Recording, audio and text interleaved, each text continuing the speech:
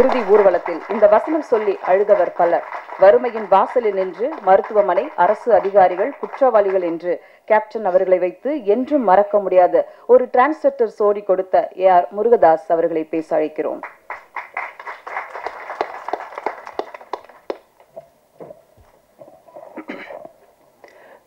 மேடையில் இருக்கும் அந்நியார் அவர்களுக்கு வணக்கம். சுதீஷ் சார் வணக்கம். இந்த படத்தின் கதாநாயகன், எதிர்காலத்தின் நம்பிக்கை நட்சத்திரம் சண்முக பாண்டியன் அவர்களுக்கும் வணக்கம். சசி சார் வணக்கம் சார். கஸ்தூரிராஜ் சார் வணக்கம். அப்புறம் கழகத்தை தன் தோளில் சுமந்து கொண்டு வந்திருக்கும் பிரபாகரன் அவர்களுக்கும் வணக்கம். கேப்டனின் அன்பு தம்பிகள், சகோதரிகள், தமிழகம் என்றும் இருக்கும் அனைவருக்கும் எனது வணக்கத்தை தெரிவித்துக் கொள்கிறேன். கேப்டன் ரமணாவில் மட்டும் எனக்கு அறிமுகம் நினச்சிட்டு இருப்பீங்க, கிடையாது. ரொம்ப நாளுக்கு முன்னாடியே எனக்கு அவர் பரிச்சயம். ரசிகனா தியேட்டரில் இருந்தது வேறு. அது உங்களை மாதிரி நானும் அவரை ரசிச்சிருக்கேன். கேப்டன் பிரபாகரன்லாம் 50-60 தடவை பார்த்துருப்பேன். டெய்லி நைட் ஷோ முடிஞ்சதுன்னா போய் உக்காந்துருவேன் அந்த தியேட்டரில். திருப்பி பார்த்துட்டு இருப்பேன். நான் மட்டும் கிடையாது, அது மொத்தம் ஆடிட்டோரியமே ரிப்பீட். எல்லா டயலாகும் வர்றதுக்கு முன்னாடியே கிளாப் பண்ணிக்கிட்டே இருப்பாங்க. அந்த மாதிரி பார்த்துட்டு இருந்தேன். இன்னும் சொல்லப்போனால் ஒரு இன்னைக்கு நான் என்ன சொல்லுவாங்க, நீ உங்கள் படத்தில் வில்லன்லாம் ஹேண்ட்ஸமாக இருக்காங்க, வில்லன்லாம் ஹீரோவோட அழகாக இருக்காங்களே எப்படின்னு சொல்லி. ஆனால் வில்லனை ஒரு ஹேண்ட்ஸமாக ஒத்துக்கிறதுக்கு ஒரு ஹீரோவுக்கு ஒரு பெரிய நம்பிக்கை வேணும். நீங்கள் அதை யோசிச்சு பார்த்தீங்கன்னா அதெல்லாம் அந்த ட்ரெண்டில் ஆரம்பித்தவர் கேப்டன் அவர்கள் தான். கேப்டன் அவரோட வில்லன்கள்லாம் பார்த்தீங்கன்னா பயங்கர அழகாக இருப்பாங்க. அதுக்கு முன்னாடிலாம் அப்படி இருக்கவே மாட்டாங்க. அந்த ட்ரெண்ட் ஆரம்பித்தது கேப்டன் அவர்கள் தான். சத்யராஜ், சரத் சார் ஆகட்டும், இன்னும் நிறைய பேர் சொல்லிக்கிட்டே இருக்கலாம். அவரோட கம்பெனியில் அவர் அறிமுகம் செய்தவர். அவர் எவ்வளோ பெரிய இது. அதுக்கப்புறம் நான் கலைமணி சார்கிட்ட ஒர்க் பண்ணும்போது செட்டுக்கு போயிருக்கேன். கருப்பு நிலா செட்டு தான். அப்போ அவர் டைலாக் கலைமணி சார், நான் அசிஸ்டண்டாக இருக்கும்போது செட்டில் போவேன். ஸோ இப்போ மூலையில் இருக்கும்போது லைஃப்பில் ஃபஸ்ட் டைம் கேப்டன் நான் பார்க்குறேன். ஸோ அப்படியே பார்த்துட்டு இருக்கும்போது சும்மா சாதாரணமாக அப்படியே இருந்துட்டு இருப்பார். ஸோ நின்றுட்டு இருக்கும்போது என் முன்னாடி ஒரு பிளேட் வந்துச்சு, சின்ன டம்ளரில் இருந்தது. என்னன்னு பார்த்தா ஸோ மோர் அப்படின்னு நினச்சி குடிச்சு பார்த்தா ஹார்லிக்ஸ். என்னோட அது நம்ம ஒரு அசிஸ்டண்ட்டுக்கு ஹார்லிக்ஸ் நம்ம கொடுப்பாங்க ஒரு கம்பெனிலன்னு அப்படி குடிச்சிட்டு, ஒருவேளை வேறு யாருக்கும் வாங்கினது மிச்சமா, சரி ஓகேன்ட்டு இப்படி போய் தனியாக குடிச்சு அந்த பக்கம் பார்க்குறேன். ஒரு பெரிய ஸ்டவ்வில் ஒரு பெரிய பேரலில் ஹார்லிக்ஸை உடச்சி உள்ளே கொட்டிகிட்டு இருக்காங்க. நிறைய ஊரில் ஹார்லிக்ஸில் உடம்பு சரியில்லைன்னா வாங்கி கொடுப்பாங்க. அப்போ தான் அதையும் அப்படியே இந்த பக்கம் திரும்புறதுக்குள்ள வீட்டில் இருக்கிறவங்க எல்லாரும் அப்படியே வாயில் போட்டு காலி பண்ணாங்க. ஹார்லிக்ஸ் ஒரு சினிமா கம்பெனியில் அதுக்கு முன்னாடி நான் கலைமணி சார்கிட்ட ஒரு 10 செட்டுக்கு போயிருக்கேன். அந்த மாதிரி நான் பார்த்ததே கிடையாது. ஹார்லிக்ஸ் ஆகட்டும், இளநீ ஆகட்டும், இது எல்லாருமே சொல்லியிருப்பாங்க. நான் கண்ணால் பார்த்துருக்கேன். சபரிமலை மாலை போட்டவங்கெல்லாம் கருப்புநிலால கோவாவில் ஷூட்டிங் நடந்துட்டு இருந்தப்போ அப்போ அவங்க சாப்பிட்டுட்டு இருக்கிற இடத்துக்கு வராரு கேப்டன். அவங்க பார்க்குறாரு. பார்த்துட்டு இவங்களுக்கு என்ன எதுவும் வைக்கலன்னா, இல்லை கேப்டன் அவங்க நான்வெஜ் சாப்பிட மாட்டாங்க, மாலை போட்டிருக்காங்கல்லன்னு. அவங்களுக்குலாம் பக்கோட போடி அப்படின்னு அப்போ சொல்கிறாரு. எனக்கு எப்படி ஒரு கேப்டன் ஒரு படத்தோட கதாநாயகன் தனக்கு என்ன வருது மட்டும்தான் பார்ப்பாங்க. ஃபுல்லாக எல்லாருமே சாப்பிடணுன்ட்டு அந்த வயிறு நிறையணும்னு நான் நிறைய விஷயம் கண்ணால் பார்த்துருக்கேன். அந்த ராஜபாதர் ஸ்ட்ரீட்டு கூட நம்ம பாண்டி பஜாரோட பேரல் ஸ்ட்ரீட் போகும்போது அந்த கம்பெனிக்கு நான் போயிருக்கேன். போயிட்டு இருக்கும்போது வெளியில் ஒரு 500 பேர் நிற்பாங்க. எப்பயுமே ஒரு 500 பேர் இருப்பாங்க. அப்போ கேப்டன் அவர்கள் அவர் கையால் அந்த பாக்கெட்டு சாப்பாடை கொடுப்பாரு. அதை நான் பார்த்துருக்கேன், எங்கனால பார்த்துருக்கேன். அந்த பக்கம் இருக்கிற மீடியேட்டர்ஸ் எல்லாருக்குமே அது ஒரு ஹப்பு மாதிரி இருக்கும். அந்த மாதிரி ஒருத்தரை நான் பார்த்தது நிறைய விஷயம். அந்த கேப்டன் பிரபான் அந்த ஹெலிகாப்டர் ஷாட் அப்போ நான் இருக்கேன். அந்த டைமில் நான் கீழே இருந்தேன். அப்போ அதே மாதிரி சொன்னாங்க, டூப் போட்டு பண்ணிக்கலாம் அப்படின்ற மாதிரி சொன்னாங்க. அன்னைக்கு இவங்க 2 பேருமே வந்திருந்தாங்க, அண்ணியும் வந்திருந்தாங்க. அன்னைக்கு செட்டுக்கு ஒரு அம்பாசடர் காரில் வந்தாங்க, எனக்கு நல்லா ஞாபகம் இருக்குது. அன்னைக்கு அந்த பர்டிகுலர் ஷூட் அப்போ அவங்க இல்லைன்னு நினைக்கிறேன். அப்போ மட்டும் சொல்லிட்டாங்க, நீங்கள் அன்னிக்கிட்ட மட்டும் டூப் போட்டுதுன்னு சொல்லிவிடுங்க அப்படின்னு சொல்லிட்டு சொன்னேன். இல்லை கேப்டன் வேணாம், மாஸ்டர் ராக்கி ராஜேஷ்னு நினைக்கிறேன், அவர் சொன்னார் நான் டூப் போட்டு எடுத்துக்கலாம் அப்படின்னு. ஏன் டூப்புக்கும் ஒரு உயிர் தானே, அவனுக்கு மட்டும் 2 உயிராக இருக்குது அப்படின்னாரு. அதெல்லாம் அவளை பக்கத்தில் இருந்து எந்த மைக்கும் கேமராவும் இல்லாமல் காதால் கேட்கும்போது ஒரு பெரிய மிரட்சி உண்டாயிடுச்சு, ஒரு மரியாதை உண்டாயிடுச்சு. அதுக்கப்புறம் அந்த ஷாட் அவரே பண்ணார். ரொம்ப கஷ்டம், நீங்கள் நினைக்கிற மாதிரி கிடையாது. ஒரு ஹெலிகாப்டர்ன்றது இந்த பக்கம் வெயிட்டு போட்டால் இந்த பக்கம் அதுக்கு தகுந்த மாதிரி வெயிட் போடணும். இல்லைன்னா அன்பேலன்ஸ் ஆகி ஹெலிகாப்டர் அது மேலே இதாக ஆரம்பிச்சிடும். இப்போ இருக்கிறதுல ரொம்ப ஸ்ட்ராங்கு. அந்த மாதிரி இருக்கும்போது கேப்டனோட வெயிட்டை மெஷர் பண்ணி அதுக்கு தகுந்த மாதிரி இந்த பக்கம் ஒரு வெயிட் வச்சு அதை பேலன்ஸ் பண்ணி இங்கேருந்து போனால் நீங்கள் ஒரு 20 அடிக்கு மேலே தான் அவர் கேப்டன் தெரியும். அதுக்கப்புறம் போனால் ஒரு உருவம் தெரியும். இங்கேருந்து ஒரு ஜூம் எவ்வளோ ஃபாலோ பண்ண முடியுமோ அவ்வளோதான் தெரியும், அதுக்கு மேலே தெரியாது. ஸோ எவ்வளோ நடிகர்கள் வந்து நடிக்கும்போது ஒரிஜினல் பண்ணுவாங்க, பாடி டபுள் பண்ணுவாங்க, ஃபேஸ் ரீப்ளேஸ் பண்ணுவாங்க, சிஜி பண்ணுவாங்க, எவ்வளோ பண்ணிட்டு நான் தான் பண்ணேன்னுவாங்க. ஆனால் தான் பண்ணிட்டு வெளியில் வந்து நான் பண்ணேன்னு சொல்லாதீங்க, டூ பண்ணேன்னு சொல்லுங்க அப்படின்னு சொன்ன ஒரு ஒரு பெரிய மனசு உள்ளவர் நான் அன்னைக்கு தான் நான் நேரில் பார்த்தேன். அதுக்கப்புறம் ரமணா உருவாகுச்சு. ரமணா உருவாகும் போதும் சரி, ஃபைட் சீன்லாம் பார்த்தீங்கன்னா ஃபைட்டர்ஸ் எல்லாரோட பேரும் தெரியும். எல்லாரும் சின்ன சின்ன ஃபைட்டரு, அந்த கம்பி கட்டுறவங்க, ரோப்பு இருக்கிறவங்க எல்லார் பேரையும் எல்லாருக்குமே தெரிஞ்சிருக்கும். அப்போ அந்த கம்பி ரோப்புலாம் அப்படின்னும்போது நீ ஃபைட்டருக்கு வேணா வை, எனக்கு வைக்காது அப்படின்றவார். என்ன இல்லை நான் இன்ன வரைக்கும் நான் ஒரிஜினலாக தான் பண்ணியிருக்கேன். நான் ரோப் வச்சு பண்ணேன்னா இதுக்கப்புறம் பண்ணது எல்லாமே நான் பண்ணது இல்லைங்கிற மாதிரி அர்த்தமாயிடும் அப்படின்னு சொல்லி எல்லாத்துக்கும் பார்ப்பாரு. ஃபைட்டர்ஸ் பண்ணும்போது உட்காந்துருப்பாரு. கேரவன்னு ஒன்று கிடையவே கிடையாது. கேரவன்னு ஒன்று கிடையவே கிடையாது. ஒரே ஒரு சீன் வந்து ரெட்டில்ஸில் எடுத்தேன். அப்போ ட்ரெஸ் சேஞ்ச் பண்ணுறதுக்கோ காஸ்டியூம் சேஞ்ச் பண்ணுறதுக்கோ ஒரு இடம் இருக்காது. ஏன்னா ஃபுல்லாக அந்த ரெட்டில்ஸ் அந்த ஒரு ஹில்ஸ் மாதிரி இருக்கும். அந்த ஏரியாவில் வந்து ஒரே ஒரு கேரவன் பட்டு அவர்கிட்ட தெரியாமல் அவங்க சொல்லிட்டோம். அதுக்கு அவ்வளோ திட்டினார். யாரை கேட்டியா கேரவன் சொன்னி? இன்னைக்கு போய் ஒரு ஷூட்டிங் போனீங்கன்னா ஷூட்டிங் அங்கே நடக்குதுன்னா 1 கிலோமீட்டர் கேரவன் ட்ரெயின் மாதிரி நிற்கும். அவ்வளோ பேருக்கு கேரவன் இருக்கிற இடத்துல அன்றைக்கி ஒரு நாள் கூட கேரவன் யூஸ் பண்ணதே கிடையாது. ஒரு நாள் யூஸ் பண்ணேன். அவர்கிட்ட கேட்காம நான் தான் சொன்னேன் காஸ்டியூம் சேஞ்ச் பண்ணணும், க்ரௌடு வரும், உள்ளே வந்தால் அவர் அங்கே வந்தாவே இங்கே பட்டாசு வெடிக்க ஆரம்பிச்சிடுறாங்க. ஸோ அதனால் நீங்கள் வந்து கேரவனில் இருங்கன்னா ஒத்துக்கவே மாட்டேன்ற. கேரவன் ஆக்சுவலி அன்றைக்கி சும்மா தான் இருந்துச்சு. அதுலேயும் சேர் கூட இப்படி சாயிற மாதிரி சேர் மாட்டேன். ஒர்க் பண்ண சில பேருக்கு தெரிஞ்சிருக்கும். நான் சொல்கிறது ஒரு புள்ளி கூட போய் கிடையாது, மிகைப்படுத்தவும் கிடையாது. ஒரு ஸ்டூலில் உட்காந்துருவார். பின்னாடி சாய மாட்டார். பின்னாடி கூட அப்படியே உட்காந்துருப்பார். அப்படியே உட்காந்துட்டு யார் யார் என்ன பண்ணுறா அதை மட்டும்தான் பார்த்துக்கிட்டே இருப்பார். விறுவிறுன்னு வேலை நடக்கும். மற்றவங்க என்ன வேலை பார்க்குறாங்க, வேகமாக வேலை நடக்குதா, என்ன சாப்பிட்றாங்கன்றது மொத்தமாக அப்படி ஒரு நெட்வொர்க் மாதிரி வச்சுக்கிட்டு எல்லாரோட கேரையும் எடுத்துக்கிறவர். அவர் ஈவன் டைலாக்லாம் உங்களுக்கு வந்து தெரியாது. ரமணாவில் வந்து எந்த டைலாக்குமே நான் 2 டேக் மேலே போனதே கிடையாது. எந்த டைலாக்குமே 2 டேக் மேலே நான் போனதே கிடையாது. கேப்டன் மேடல் அப்படி பேசுவார், இப்படி பேசுவார், என்ன எதுன்னா அன்னைக்கு நான் பார்த்தப்ப நீங்கள் வந்து அந்த சீஃப் மினிஸ்டர் அந்த ஒரு லிஸ்ட்டு சொல்லுவார், தமிழ்நாட்டோட லிஸ்ட், அந்த புள்ளி விவரம்லாம் சொல்லுவார். 2 டேக் போச்சு. அதோட கேமரா வந்து கரெக்டாக செட்டில் ஆகல, அதனால 2வது டேக் போச்சு. ஆனால் அந்த ஃபுல் நம்பர் டைலாக் கூட நம்ம சொல்லலாம். நம்பர்ஸ் ரொம்ப சொல்கிறது ரொம்ப கஷ்டம். தமிழ்நாட்டில் இத்தனை ஹாஸ்பிட்டல், இத்தனை போலீஸு, இத்தனை பெட்டு, இத்தனை பேஷண்ட்டு, ஓட்டுரிமை இருக்கிறவங்க, ஆம்பளை பொம்பளை சொல்ல அந்த நம்பர் சொல்கிறது நம்ம வந்து ஒவ்வொரு இடையும் போய் செக் பண்ணி எழுதிடலாம். நம்பர் எழுதுறது ஈஸி, என்னாலே சொல்ல முடியாது. ஒரு அப்படியே ஃபுல்லாக பண்ணிட்டு டைலாக் எடுத்தார். இதை மட்டும் எனக்கு 2 நாள் முன்னாடி டைலாக் கொடுத்துருன்னு சொன்னார். 2 நாள் முன்னாடி டைலாக் சொன்னால் ஃபுல்லாக பண்ணார். 2 டேக்கில் சிங்கிள் ஷாட் நீங்கள் பார்த்தீங்கன்னா தெரியும். அப்படியே ட்ராலி ஃபாலோ பண்ணிகிட்டே இருக்கும். சிங்கிள் ஷாட்டில் முடித்தார். டைலாக் ஆகட்டும், நடிப்பாகட்டும், ஃபைட் ஆகட்டும், அவருக்கு ஈடு இணை யாருமே கிடையாது. கதர் சட்டையாலும் காக்கி சட்டையிலும் அப்படி ஒரு அழகனை இந்த தமிழ்நாடு இதுக்கு முன்னாடி பார்த்துருக்கா. நல்லா யோசிச்சு பாருங்க. நீங்க கதர் சட்டையில போட்டு வந்த அந்த அழகு அப்படி பார்க்கறதுக்கு கண்ணு பார்த்தாது. காக்கி ட்ரெஸ் அந்த போலீஸ் யூனிஃபார்ம் பார்த்தா அந்த கம்பீரத்தை பார்க்கறதுக்கு கண்ணு பார்த்தாது. அப்படி ஒரு ஒன்று இருக்கும். ஒரு ரியல் போலீஸு கூட நம்ம இந்த மாதிரி வரணும்டா அப்படின்ற மாதிரி ஒரு இன்ஸ்பிரேஷனாக இருக்கிற உருவம் தான் கேப்டன். நிறைய பண்ணார். அதுக்கப்புறம் என்னுடைய திருமணத்துக்கும் வந்தார். ஏன் இப்படி சும்மா மொட்டை பையனாக சுற்றிட்டு இருக்க, முதல்ல கல்யாணத்தை முடி, உடனே குழந்தை பெற்றுன்னு சொல்லி எந்த ஹீரோ அப்படி சொல்லுவாங்க? யோசிச்சு பாருங்க. படம் நடித்தா அதுக்கப்புறம் நம்பரை டெலிட் பண்ணி அடுத்த படம் ஹிட்டு திருப்பி ஒர்க் பண்ணாதான் திருப்பி நம்பரே சேவ் பண்ணுறேன். இந்த உலகத்தில் அவன் என்ன பண்ணுறான், என்ன பண்ணுற இப்படின்னு வந்து என் கல்யாணத்து வரைக்கும் வந்து சிரமம், எவ்வளோ சிரமம். இங்கேருந்து இங்கே செங்கல்பட்டு தாண்டும் போதிலிருந்தே வண்டி டிராஃபிக் ஜாக ஆரம்பிச்சிருச்சு. கிட்டத்தட்ட ஒரு 7,000 8,000 வெஹிக்கிள்ஸ் எல்லாமே தொண்டர்கள் தான். அன்னைக்கு வரலாறு காணாத கூட்டம்னா எனக்காக கிடையாது, கேப்டனுக்காக. அந்த ஸ்டேஜில் அவ்வளோ கூட்டத்தில் நாங்கள் 2 பேரும் இப்படி முந்திட்டு இருந்தோம். அவ்வளோ ஒரு வரலாற்று சிறப்பு மிக்க ஒரு திருமணமாக என்னுடைய திருமணத்தை மாற்றின ஒரு கேப்டன் அவர்கள் ஒரு அற்புதமான மனிதர். இங்கே வந்து கஸ்தூராஜா சார் வந்து நானும் ஒர்க் பண்ணியிருக்கேன்னு எனக்கு சின்ன பொறாமையாக இருந்தது. எனக்கு மட்டும்தான் அந்த பெருமை இருக்கும்னு நினச்சி அவரும் ஒர்க் பண்ணியிருக்காரு. ஸோ அந்த ஒரு மனிதரை வந்து நம்ம அவ்வளோ பக்கத்தில் இருந்து என் வாழ்க்கையில் வந்து நான் 1 வருஷத்தை அவரோட கழிச்சிருக்கேன் போது அந்த ஒவ்வொரு நினைவுகளும் என் வாழ்க்கையில் எப்பயுமே எதிரொலிச்சுக்கிட்டு இருக்கும். அவர் குரல் எப்பயுமே என் காதில் கேட்டுக்கிட்டே இருக்குங்கிறது போது எனக்கு ரொம்ப அதை விட ஒரு பெருமை என்ன இருக்க முடியும். அப்படி ஒரு மாமனிதர் நம்ம மண்ணில் இருக்கு இருந்தார். ஒரு பெரிய நம்ம வாழ்க்கையில் எப்பயுமே நம்ம கடவுள் வந்து எப்பயோ ஒரு வழி வந்து நமக்கு என்றைக்குமே ஒரு இழப்பையும் ஒரு பிரிவையும் நமக்கு வந்து யாராலையுமே ஈடு செய்ய முடியாது. எந்த மருந்தாலும் அதற்கு ஒரு அதை ஆற வைக்கவும் முடியாதுன்றது வந்து கேப்டனுடைய இழப்பு. இருந்தாலும் கேப்டன் ஒரு அற்புதமான 2 சிங்கக்குட்டிகளை கொடுத்துருக்காரு. கேப்டன் வந்து எல்லாருக்கும் எல்லாமே கொடுத்துருக்காரு.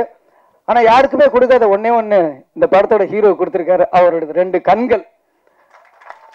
அந்த கண்ணு போதும் கேப்டன் பாக்குற மாதிரி அப்படியே இருக்கு. எவ்வளவு பேருக்கு இண்டஸ்ட்ரியில இருக்கிற ஒரு வாழ்க்கை கொடுத்துருக்காரு. ஆர் சுந்தரராஜன் மாதிரி சார் மாதிரி ஒரு வில்லேஜ் படத்தில் நடிப்பாரு. அந்த பக்கம் பார்த்தா ஆர்மியோட ஃபைட் பண்ணிட்டு இருப்பாரு. ஃபிலிம் இன்ஸ்டிடியூட்டோட இன்னும் அடையாறு ஃபிலிம் இன்ஸ்டியூட் அந்த டைம்ல வந்து அவ்வளோ இன்னைக்கு இருக்கு விஸ்காம் அவ்வளோ இருக்கு. அன்னைக்கு டைம்ல அடையார் ஃபிலிம் இன்ஸ்டியூட் வந்து உள்ள வந்தது Aabavanan sir, Chellumani sir, Udayakumar sir, அவ்வளோ பேர் இன்ஸ்டியூட்ல அந்த டிஎஃப்டில இருந்து வெளில வந்ததுக்கு எல்லாமே ஒரே காரணம் வந்து கேப்டன் அவர்கள் தான். இன்னைக்கு வந்து நடிகர் சங்கம் ஆகட்டும் எவ்வளோ பேர் உருவாக்கியிருக்காரு. அவர் வீட்டில இருந்து ஒரு பையன் வந்து நம்ம இண்டஸ்ட்ரிக்கு வந்திருக்காருன்னும் போது நம்ம வந்து 2 கையை விரிச்சு அவருடைய வாரி அணைச்சிக்கணும் அவரை. அது வந்து அவர் சொன்ன மாதிரி இது கேட்கறதுக்கு எனக்கு உரிமை இருக்குன்னு சொல்றாரு. என்ன செய்யறதுக்கு எங்களுக்கு கடமை இருக்குங்கிறது தான் உண்மை. அதனால பத்திரிகை நண்பர்கள் ஒரு 2-3 படத்துக்கு அவர் படங்கள்ல நல்லதை மட்டும் எழுதுங்க. நம்ம அதுக்கப்புறம் நம்ம ஒரு கரெக்டா பார்த்துக்கலாம். ஆனால் அந்த ஃபர்ஸ்ட் என்கரேஜ் பண்ண வேண்டியது உங்க கையில தான் இருக்கு. இண்டஸ்ட்ரியில இவ்வளோ பேர் என்ன மாதிரி எவ்வளோ பேர் வாழ்ந்துட்டு இருக்காங்க, எவ்வளோ பேர் எத்தனையோ வயிறுகள் இன்னமும் சாப்பிட்டுட்டு இருக்கிறதுக்கு அவரு காரணமா இருந்திருக்காரு. அதனால அவருக்கா இந்த படம் மிகப்பெரிய வெற்றியை நம்ம கொடுக்கணும். அது அடையும். ரொம்ப பிரமாதமா இருக்காரு. எனக்கு ஒரே ஒரு சந்தேகம் தான், எப்படி இவருக்கு கட் அவுட் வைப்பாங்கன்னு நான் ஆச்சரியப்படுறேன். ஏன்னா இவரே கட் அவுட் மாதிரி இருக்காரு. இவ்வளவு ஒரு கம்பீரமான ஒரு கதாநாயகன் தமிழ் சினிமா கிடைச்சிருக்காரு. ரொம்ப சந்தோஷமா இருக்கு. வளர்ந்து வாங்க. ரமணா 2 எடுப்போம். திருப்பியும் வந்து நம்ம கேப்டனை வந்து நம்ம காட்டுவோம். இந்த படம் ரொம்ப அற்புதமா இருக்கு. யானை வச்சு பண்ணியிருக்காரு. யானையும் ஒரு சிங்கமும் நடிச்ச மாதிரி தான் இருந்துச்சு எனக்கு பார்க்கும்போது. கள்ளழகர்லையும் கேப்டன் அவர்கள் வந்து யானையோட நடிச்சார். அப்போ ஒரு இன்டர்வியூக்குள்ள நான் படிச்ச ஞாபகம் இருக்கு. நான் வந்து யானை வந்து அப்படியே ஒரு குழந்தை மாதிரி பிஹேவ் பண்ணுது, நானே ஒரு யானை வாங்கலான்னு இருக்கேன் அப்படின்னு ஏதோ ஒரு இன்டர்வியூவில் அவர் சொன்னது மாதிரி நான் படித்த ஞாபகம் இருக்குது. அவ்வளோ ஒரு அற்புதமானவர். இன்னும் சொல்லப்போனால் ரொம்ப கடினமான உழைப்பாளி. சேலத்திலேருந்து ஒரு இதுலேயும் நான் பத்திரிகையில் படிச்சுதான், சேலத்திலேருந்து ஊட்டிக்கு பைக்லேயே ஷூட்டிங்க்கு போனார் அப்படின்லாம் நான் படிச்சிருக்கேன். அவ்வளோ கடுமையான உழைப்பாளி. உழவன் மகன் படத்தில் வந்து ஏவிஎம் ஸ்டுடியோவில் 2 ஃப்ளோரில் வந்து ஒரு ஃப்ளோரில் வந்து ஃபைட் எடுத்துகிட்டு இருக்காங்க. ரிலீஸ் ஃபிக்ஸ் பண்ணியாச்சு. ஒரு ஃப்ளோரில் வந்து ஃபைட் எடுத்துகிட்டு இருக்காங்க. இன்னொரு ஃப்ளோரில் வந்து சாங் எடுத்துகிட்டு இருக்காங்க. ஸோ இங்கே ஒரு யூனிட் இங்கே ஒரு யூனிட் இருக்குது. இங்கே ஃபைட் பண்ணுறாரு, அங்கே போய் சாங் நடிச்சிட்டு வர்றாரு. 2 பேர் மாற்றி ஒரு 4-5 டேஸ் கூட நடித்தவங்க ராதா இவங்க எல்லாமே மயங்கி விழுந்துட்டாங்களாம். அப்போவும் ஹார்ட் ஒர்க் பண்ண ஒரு அற்புதமான ஒரு ஸோ கேப்டன் வந்து எல்லாத்துலேயுமே ஒரு 100 மார்க் வாங்கினவர். உழைப்புலையும் சரி. நீங்கள் வந்து கேப்டனை வந்து வீட்டில் பார்த்துருப்பீங்க, நாங்கள் பக்கத்தில் செட்லேயே பார்த்துருக்கோம். அவர் அளவுக்கு நீங்களும் கடினமாக உழைக்கணும். அதே அளவுக்கு புகழ் கொடுக்கறதுக்கு தமிழ் மக்களும் ரெடியாக இருக்காங்க. எல்லாரும் அவருக்கு வாழ்த்துக்களை சொல்லணும். நீங்களும் இந்த படம் மிகப்பெரிய வெற்றி அடையணும். இந்த படத்தோட இயக்குனர், ஒளிப்பதிவாளர் எல்லாருமே நல்லா பண்ணியிருக்கீங்க. எல்லாருக்கும் என்னுடைய வாழ்த்துக்கள். படம் மிகப்பெரிய வெற்றி அடையணும்னு சொல்லி நான் இறைவனையும் கேப்டன் அவர்களையும் வேண்டிக் கொள்கிறேன். நன்றி. குருதி பறக்க குருதி சொட்ட கத்தியோ பேசினாலும் கம்பு சுத்தினாலும் ஊர் பாசம் எப்போதும் போகாது. கேப்டனை பார்த்து சினிமாவுக்கு வந்தவர்களும் கேப்டனை பார்த்து சினிமா ஆசை வார்த்தவர்களும் மதுரையில் பலர் உண்டு. சொக்கத்தங்கமாய் ஒரு கருப்பு தங்கம் கேப்டன் அவர்களின் நினைவுகளை நம்மோடு பகிர்ந்து கொள்ள அழைக்கிறோம். தமிழ் சினிமாவின் தொடர் வெற்றியாளர் சசி குமார் அவர்களை பேச அழைக்கிறோம்.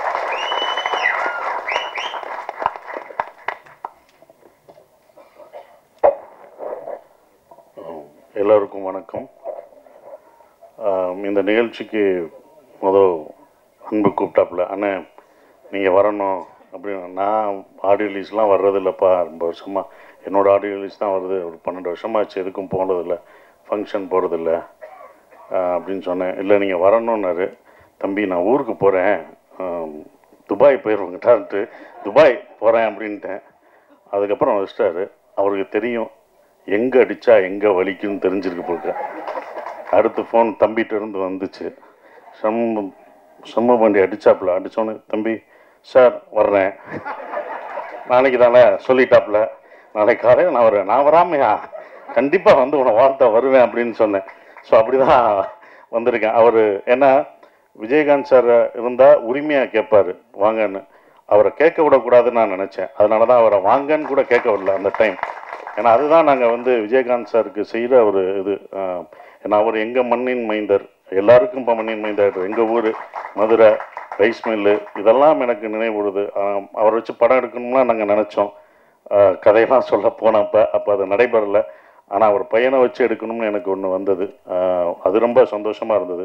குற்றப்பரம்பரை அதை வந்து ஹாட் ஸ்டாருக்கு நான் எடுக்கணும்னு போகும்போது அந்த கேரக்டர் ஒரு கேரக்டர் இருந்துச்சு. வையத்துறைன்ற ஒரு கேரக்டருக்கு வந்து கருப்பான ஒருத்தர் வேணுமே. இங்கே என்னடா கருப்பான ஊரில் என்னடா நம்ம தான் கருப்படிச்சுட்டு எல்லா படத்துலையும் நடிச்சிட்ருக்கோம், ஒரு ஆள் வேணுமே அப்படின்னு யோசிச்சுட்டே இருக்கும்போது தான் நான் வந்து அதுக்கு முன்னாடி மதுரை வீரன் பார்த்துருந்தேன்.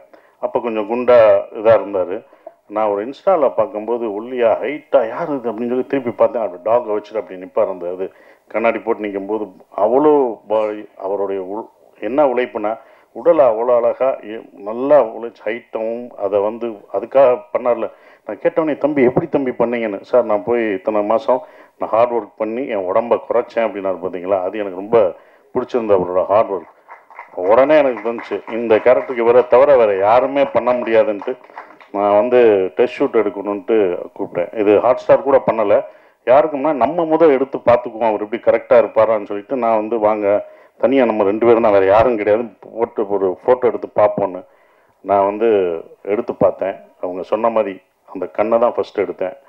கண்ணை பார்த்தோன்னே விஜயகாந்த் சார் தான் எனக்கு ஞாபகம் வந்தார். கண்டிப்பாக அந்த கண்ணில் அப்படியே இருந்தது. அந்த கண்ணை தான் நான் போஸ்டராகவே வச்சு அவங்களுக்கு காமிச்சேன், மேடத்திட்டையும் காமிச்சேன். அப்புறம் மேடத்திட்ட சொன்னேன், இவர் தான் வேணும் எனக்கு வந்து 60 நாள், என்ன இவ்வளோ நாள் டேட் கேட்குறீங்க அப்படின்னு, நீங்கள் கொடுங்க மேடம் அப்படின்னு. அவரை மூத்தவரை வேணால் அரசியலுக்கு வச்சுக்கோங்க, இவர் எங்களுக்கு சினிமாவுக்கு கொடுங்கன்னு கேட்டேன். அவங்க எந்த இதுவும் இல்லை, அவ்வளோ பணிவாக 2 பேரும். அவங்க வீட்டுக்கு போனாலும் என்ன சொல்கிறாங்க, அவங்க வந்து அவ்வளோ பணிவாக 2 பேரும் அவ்வளோ இதாக இருந்தாங்க. அவங்கள பார்த்து அடுத்த ஜென்ரேஷன் கற்றுக்கணும், அந்த எப்படி ரெஸ்பெக்டாக எப்படி இருக்காங்கன்றது கற்றுக்கணும். அப்புறம் மேடம் வந்து ஓகேன்னு சொன்ன பிறகு நாங்கள் வந்து அந்த படத்துக்கு இது பண்ணோம். ஒரு டெஸ்ட் ஷூட் எடுத்தோம் அவரை வச்சு. இவங்களாம் நான் தான் 4 நாள் ஃபஸ்ட்டு நான் தான் படுத்தேன். அன்பு நான் தான் எடுத்தேன். 4 நாள் வச்சு நாங்கள் எடுத்தோம். அவர் கஷ்டப்படுத்தணும், அது வேறு விஷயம். அது ஒரு ட்ரெய்லர் ஷூட்டு, ஒரு ட்ரெய்லர் ஷாட்டு ஆந்திராவில் எடுத்தோம், தலக்கோணத்தில். அந்த ரிவரில் ஓடி வரணும், அது ரொம்ப கஷ்டமானது. செருப்பு போடக்கூடாது, அதில் ஓடி வரணும், குதிரை விரட்டிட்டு வரணும், குதிரையோடு ஓடி வரணும். குதிரையும் அவரும் வரும்போது 2 பேரும் ஒரே மாதிரி இருந்தாங்க. ஷாட் வைக்கும்போது அந்த குதிரை வேகத்துக்கு வந்தது. எனக்கு இன்னும் அதை வரலேன்னு வருத்தப்படுறேன், இந்த ட்ரெய்லரை கொண்டு வர முடியலேன்னு வருத்தமாக இருந்தது. அதுக்கப்புறம் தான் அந்த முடி ஹேர் ஸ்டைல் வெட்டி அவர் வெளியிலலாம் போனோடனே, ஃபங்க்ஷன்லாம் போனோடனே அன்பு பார்த்துட்டாப்புல, இது நல்லா இருக்காரே, இவரை நம்ம இது பண்ணணுமே சார். அடுத்து நான் விதை போட்டு வச்சுருக்கேன்டா, ஏன்டா என்கிட்ட கேட்குற, நான் அவர் விட மாட்டேன் அப்படின்னு. நான் தரவே மாட்டேன், நான் எவ்வளோ இதை வச்சுருக்கேன் அந்த படத்துக்கு, அந்த கேரக்டருக்கு நான் முடி வச்சுருக்கேன். இல்லை சார் முடியை நாங்கள் குறைச்சிக்கிறோம் சார். முடியாதுன்னு நான் சொன்னேன். சரி, நான் அங்கிட்டு பார்த்தா இவர் வர்றாரு, சார் முடி நல்லா இருக்கு சார். அது நான் எடுத்து வச்சுருக்கேன்ப்பா. என்னப்பா நான் பண்ணி வச்சாரன் நீங்கள் கேட்குறேன்னாரு. ஆனால் அது பண்ண முடியல. ஆனால் சந்தோஷமாக இருந்தது. சரி அன்பு, நீ 10 நாள் எடுத்துக்கோ அப்படின்னு சொல்லி நாங்கள் டேட்டு இது பண்ணிக்கிட்டு இருந்தோம். ஒரு விஷயந்தான் சொல்லணும், அவர் படம் ரிலீஸ் ஆகலை, ஆனால் இத்தனை பேர் இருக்கோம் பார்த்தீங்களா, இதுதான் உங்களோட வெற்றி. படம் வர்றதுக்கு முன்னாடி ஒரு வெற்றி வந்து எந்த நடிகருக்கு கொண்டா, ஒரு படம் வந்து அடுத்த படம் தான் வரும். இந்த இத்தனை பேர் உங்களை அடுத்து வச்சு படம் பண்ணுறாங்களே, இதுதான் உங்களோட வெற்றியாக பார்க்குறேன். ரொம்ப டெடிக்கேட்டிவானது. ஆனால் நாங்களாம் பார்த்துருக்கோம், சும்மா யாரும் சொல்லலை. உண்மையிலே அந்த டெடிக்கேஷன் அவருக்கு அவ்வளோ இருந்தது. ஏன்னா விஜயகாந்த் சாரை பார்த்தா எங்களுக்கெல்லாம் இன்ஸ்பிரேஷன். நாங்களாம் அவரோட ஒர்க் பண்ணல, அவரோட பயணிக்கிற எங்களுக்கெல்லாம் இல்லை. ஆனால் அவர் கேள்விப்பட்டிருக்கோம். நாங்கள் வந்து டைரக்ஷனாக வரும்போது, நான் கம்பெனி ப்ரொடக்ஷன் ஆரம்பிக்கும்போது எல்லாம் ஒன்று சொல்லும்போது, விஜயகாந்த் சார் ஆஃபீஸ்க்கு போனால் எப்போ வேணாலும் சாப்பாடு கிடைக்கும், எப்போ வேணாலும் எல்லாருக்கும் ஒரே மாதிரி சாப்பாடு தான் கிடைக்கும் அப்படின்னாங்க. அப்போ நான் என் கம்பெனியில் சொன்னேன், சார் ஆஃபீஸில் எப்படி இருந்தாலும் இத்தனை வருஷத்துக்கு அப்புறம் இந்த ஜென்ரேஷனுக்கும் அடுத்த ஜென்ரேஷனுக்கும் அவர் சாப்பாடு போட்டது இன்னும் வந்துட்டுருக்கு பார்த்தீங்களா, அது தொடருதுன்னா பாருங்கள் எவ்வளோ இதாக இருக்குது. இதை நம்ம பண்ணணும்னு சொல்லி அவர் எனக்கு இன்ஸ்பிரேஷனாக அந்த இதில் இருந்தார். அதுக்கு வந்து ரொம்ப இது சுதீஷ் சார் சொன்னார், விஜயகாந்த் சார் மாதிரி தம்பியை பத்திரிகையாளரும் மக்களும் அடுத்து அவரை ஏற்றி விட்டுருங்க அப்படின்னு சொல்லிட்டு இருந்தார். சார், தமிழ்நாடு மக்கள் ரொம்ப சென்டிமெண்ட்டான ஆளு சார், யார் சென்டிமெண்ட் பீப்புள் சார். நாங்கள் எப்படி விஜயகாந்த் சாரை வந்து அப்படி தூக்கி வச்சு தமிழ்நாட்டு கொண்டாடிச்சோ அதே மாதிரி அடுத்து சண்முக பாண்டியனை கண்டிப்பாக தமிழ்நாடு மக்கள் கைவிட மாட்டாங்க சார், தூக்கி கொண்டாடுவாங்க சார், அது உறுதி சார். பெரிய இடத்துக்கு போகிறார். ஏன்னா இந்த மாதிரி ஒரு ஹைட்டில் இந்த மாதிரி ஒரு கருப்பான ஒரு ஹீரோ கிடையாது சார். நாங்கள் கருப்பாக இல்லை சார், அந்த மாதிரி கிடையாது. அவர் வந்தது எங்களுக்கு வந்து ரொம்ப சந்தோஷம் சார். அதுதான் எடுத்துகிட்டு இருக்கோம். ரொம்ப சந்தோஷமாக இருக்குது. என்னால் வந்து அவரை வச்சு படம் லேட்டாகுது, தாமதம். கண்டிப்பாக அந்த குற்றப்பரம்பரை எடுக்கும்போது அந்த கேரக்டருக்கு அவர் தான் வருவார். அவரை வச்சு தான் நான் எடுப்பேன், வேறு யாருமே அது கிடையாது. நாங்கள் வச்ச விதை வளர்ந்துருக்கு. இத்தனை பேர் நாங்கள் அந்த அவரால் பயன்படுத்தி அதை அறுவடை பண்ணுறோம். இந்த படம் கண்டிப்பாக படைத்தலைவன் பெரிய வெற்றி அடையும். அது அன்புக்கும் ப்ரொடியூசர் எல்லாருக்கும் என்னுடைய வாழ்த்துக்கள். கேமராமேன் சதீஷ் சார், அவரோட ஒரு படம் நான் பண்ணிகிட்ருக்கேன். ரொம்ப அற்புதமான ஒரு கேமராமேன், டெடிக்கேட்டிவாக ஒர்க் பண்ணுவார். அவர் ஒர்க்கையும் பார்த்துருக்கேன், ரொம்ப அற்புதமாக பண்ணுவார். இந்த படத்தில் பணியாற்றிய எல்லாருக்கும் என்னுடைய வாழ்த்துக்களை தெரிவிச்சுக்கிறேன். அவரை வாழ்த்த வந்த எல்லாருக்கும் என்னுடைய வாழ்த்துக்கள். நன்றி. இந்த படம் வெற்றி விழாவில் சந்திப்போம். நன்றி மேடம், ரொம்ப நன்றி மேடம். பையனை எங்களுக்கு கொடுத்ததுக்கு அவங்களுக்கு தான் நன்றி சொல்லணும். அவ்வளோ அழகாக அவங்கள வளர்த்துருக்காங்க, அவ்வளோ டிசிப்ளின் பண்ணியிருக்காங்க. அது கண்டிப்பாக ஜெயிப்பார் மேடம். மக்களோட மனசு தான் ஜெயிப்பார், வெற்றி